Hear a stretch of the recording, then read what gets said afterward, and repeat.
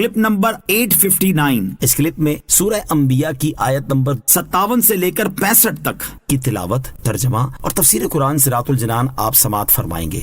بسم اللہ الرحمن الرحیم۔ ترجمہ، اللہ کے نام سے شروع جو نہایت مہربان رحمت والا ہے۔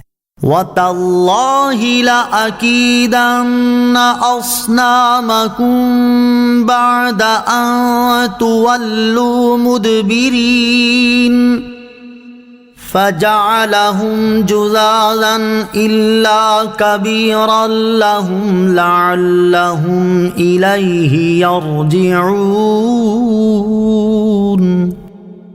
قالوا من فعل هذا بآلهتنا إنه لمن الظالمين قالوا سمعنا فتى يذكرهم يقال له إبراهيم قالوا فأتوا به على أعين الناس لعلهم يشهدون قالوا أأنت فعلت هذا بآلهتنا يا إبراهيم قال بل فعله كبيرهم هذا فاسألوهم إن كانوا ينطقون فرجعوا إلى أنفسهم فقالوا إنكم أنتم الظالمون ثم نكسوا على رؤوسهم لقد علمت ما هؤلاء ينطقون۔ ترجمہ، اور مجھے اللہ کی قسم ہے تم پیٹ پھیر کر جاؤ گے تو اس کے بعد میں تمہارے بتوں کی بری حالت کر دوں گا۔ تو ابراہیم نے ان سب کو ٹکڑے ٹکڑے کر دیا سوائے ان کے بڑے بت کے، شاید وہ اس کی طرف رجوع کریں۔ کہنے لگے، کس نے ہمارے خداؤں کے ساتھ یہ کام کیا ہے؟ بے شک وہ یقیناً ظالم ہے۔ کچھ کہنے لگے، ہم نے ایک جوان کو انہیں برا کہتے ہوئے سنا ہے جس کو ابراہیم کہا جاتا ہے۔ کہنے لگے، تو اسے لوگوں کے سامنے لے آؤ، شاید لوگ گواہی دیں۔ انہوں نے کہا، اے ابراہیم، کیا تم نے ہمارے معبودوں کے ساتھ یہ کام کیا ہے؟ ابراہیم نے فرمایا، بلکہ ان کے اس بڑے نے کیا ہوگا تو ان سے پوچھ لو، اگر یہ بولتے ہوں۔ تو اپنے دلوں کی طرف پلٹے اور کہنے لگے، بے شک تم خود ہی ظالم ہو۔ پھر وہ اپنے سروں کے بل اوندھے کر دیے گئے اور کہنے لگے، تمہیں خوب معلوم ہے یہ بولتے نہیں ہیں۔ وَتَاللَّهِ، اور مجھے اللہ کی قسم ہے۔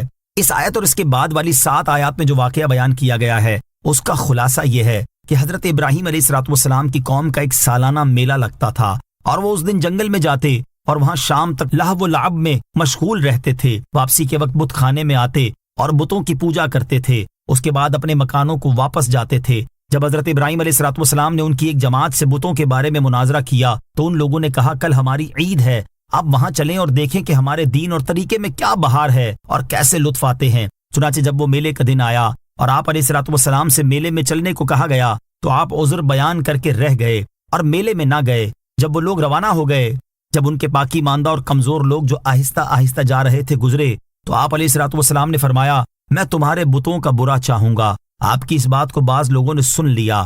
حضرت ابراہیم علیہ السلام بت خانے کی طرف لوٹے تو آپ نے ان سب بتوں کو توڑ کر ٹکڑے ٹکڑے کر دیا، البتہ ان کے بڑے بت کو چھوڑ دیا اور کلاہڑا اس کے کندھے پر رکھ دیا، شاید وہ اس کی طرف رجوع کریں۔ اس کا معنی یہ ہے کہ وہ اس بڑے بت سے پوچھے کہ ان چھوٹے بتوں کا کیا حال ہے، یہ کیوں ٹوٹے ہیں، اور کلاہڑا تیری گردن پر کیسے رکھا ہے، اور یوں ان پر اس بڑے بت کا عاجز ہونا ظاہر ہو، اور انہیں ہوش آئے کہ ایسے عاجز خدا نہیں ہو سکتے۔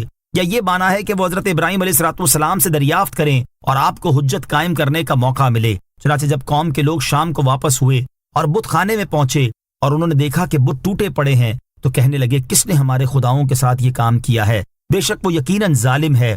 کچھ لوگ کہنے لگے، ہم نے ایک جوان کو انہیں برا کہتے ہوئے سنا ہے جس کو ابراہیم کہا جاتا ہے، ہمارا گمان یہ ہے کہ اسی نے ایسا کیا ہوگا۔ جب یہ خبر ظالم و جابر نمرود اور اس کے وزیروں تک پہنچی تو وہ کہنے لگے اسے لوگوں کے سامنے لے آؤ، شاید لوگ گواہی دیں کہ یہ حضرت ابراہیم علیہ السلام ہی کا فعل ہے، یا ان سے بتوں کے بارے میں ایسا کلام سنا گیا ہے۔ اس سے ان کا مقصود یہ تھا کہ گواہی قائم ہو جائے تو وہ آپ کے درپے ہو۔ چنانچہ حضرت ابراہیم علیہ السلام بلائے گئے اور ان لوگوں نے کہا، اے ابراہیم، کیا تم نے ہمارے معبودوں کے ساتھ یہ کام کیا ہے؟ آپ نے اس بات کا تو کچھ جواب نہ دیا اور مناظرانہ شان سے تعریض کے طور پر ایک عجیب و غریب حجت قائم کی اور فرمایا، ان کے بڑے نے اس غصے سے ایسا کیا ہوگا کہ اس کے ہوتے ہوئے تم اس کے چھوٹوں کو پوجتے ہو۔ اس کے کندھے پر کلاڑا ہونے سے ایسا ہی قیاس کیا جا سکتا ہے۔ مجھ سے کیا پوچھتے ہو؟ تم ان سے پوچھ لو، اگر یہ بولتے ہیں تو خود بتائیں کہ ان کے ساتھ یہ کس نے کیا۔ اس سے مقصود یہ تھا کہ قوم اس بات پر غور کرے کہ جو بول نہیں سکتا، جو کچھ کر نہیں سکتا، وہ خدا نہیں ہو سکتا، اور اس کی خدائی کا اعتقاد باطل ہے۔ چنانچہ جب آپ علیہ السلام نے یہ فرمایا تو وہ غور کرنے لگے اور سمجھ گئے کہ حضرت ابراہیم علیہ السلام حق پر ہیں، اور اپنے آپ سے کہنے لگے، بے شک تم خود ہی ظالم ہو جو ایسے مجبوروں اور بے اختیاروں کو پوجتے ہو۔ جو اپنے کاندھے سے کلاڑا نہ ہٹا سکے، وہ اپنے پجاری کو مصیبت سے کیا بچا سکے اور اس کے کیا کام آ سکے گا؟ مگر اتنا سوچ لینا ایمان کے لیے کافی نہیں جب تک اقرار و اعتراف بھی نہ ہو، اس لیے وہ مشرک ہی رہے۔ ثم نکسوا علی رؤوسہم، پھر وہ اپنے سروں کے بل اوندھے کر دیے گئے، یعنی کلمہ حق کہنے کے بعد پھر ان کی بدبختی ان کے سروں پر سوار ہوئی اور وہ کفر کی طرف پلٹے اور باطل جھگڑا شروع کر دیا، اور حضرت ابراہیم علیہ السلام سے کہنے لگے، تمہیں خوب معلوم ہے یہ بولتے نہیں ہیں، تو ہم ان سے کیسے پوچھیں؟ اور اے ابراہیم، تم ہمیں ان سے پوچھنے کا کیسے حکم دیتے ہو؟